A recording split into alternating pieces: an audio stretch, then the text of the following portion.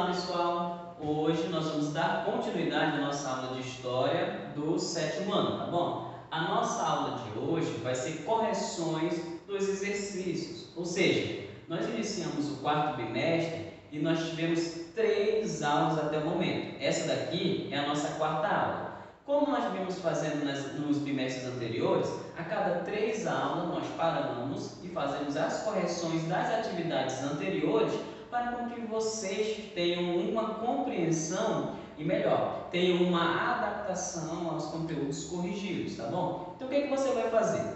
Você vai chegar após essa aula, você vai fazer o download do arquivo que eu vou deixar na descrição deste vídeo, aonde ele vai estar indicando a referente ao arquivo corrigido das atividades, tá bom? Vai estar lá no vídeo, correções das atividades. Clique aqui, o arquivo com as correções, clique aqui. Aí você vai fazer o quê?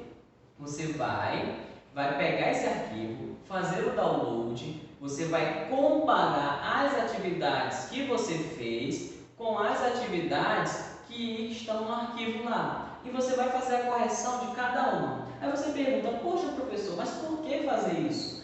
Isso vai te ajudar na hora da prova a ter uma noção, uma melhor explanação, uma maior facilidade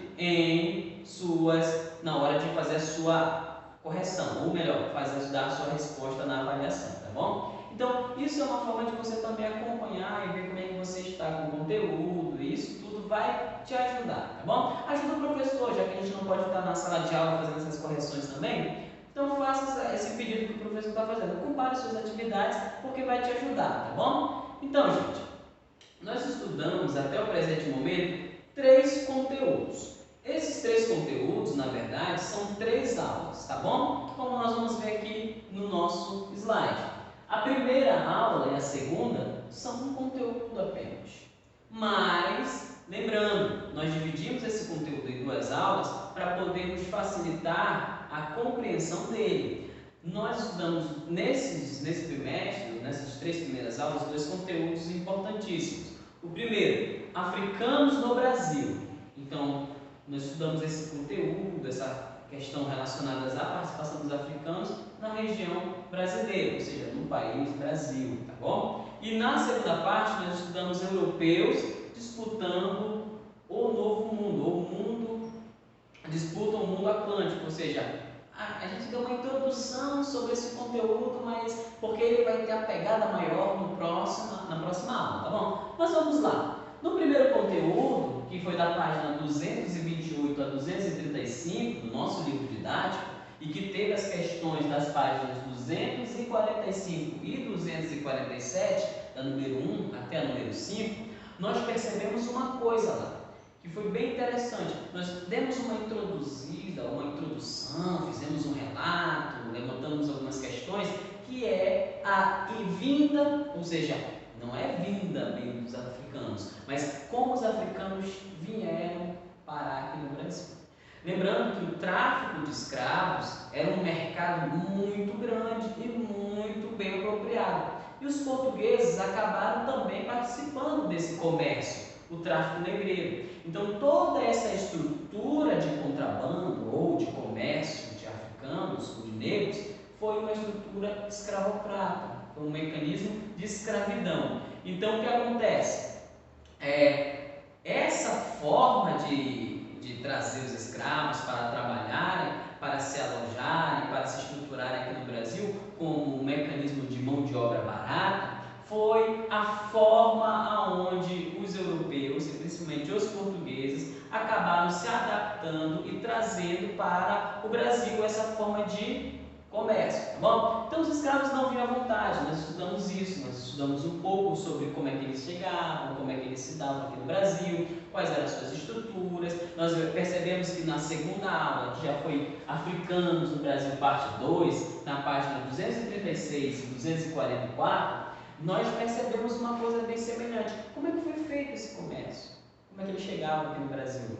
Ou seja, a gente percebeu também a influência deles aqui no Brasil, a questão da mão de obra. E principalmente que eles vieram trabalhar no período colonial, aonde se estruturava a cana-de-açúcar, ou seja, as feitorias. Então essa cana-de-açúcar foi o primeiro local onde eles vieram trabalhar. É claro, depois eles foram trabalhar nas minas, posteriormente eles foram trabalhar nas regiões do cafezais, em outros locais, e com o declínio do escravo, eles vão acabar sendo retirados desse processo. Mas nós estudamos toda essa questão da estrutura negra da mão de obra escrava africana aqui no Brasil, tá bom?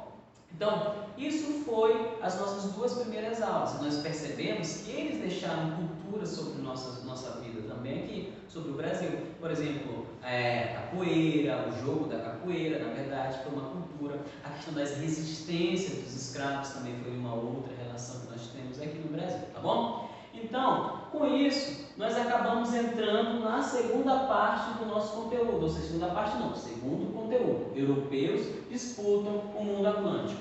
Lembrando, foi uma introdução sobre o conteúdo, porque nós vamos ter um período chamado Brasil ou Brasil holandês. Esse período foi um período onde ocorre a introdução, ou seja, a conquista, principalmente de Pernambuco, pelos holandeses da região brasileira. E o que nós vamos ter nele? Nesse período, nós vamos ter uma situação muito diferente no Brasil, que é justamente esse país que vai ser esse país ou essa região nordestina que vai ser dominada pelos holandeses, que antes não era um país, sim, um país formado, mas conquistaram sua independência. Então, nessa primeira aula, nós apenas estudamos um pouquinho sobre o que foi o que nós chamamos de período de união entre Portugal e Espanha, o período de União Ibérica, que durou 60 anos. Foi justamente quando o rei de Portugal morreu e o rei da Espanha era o primeiro a assumir o trono de Portugal. Aí surge um período chamado de União Ibérica, que é a união entre Portugal e Espanha,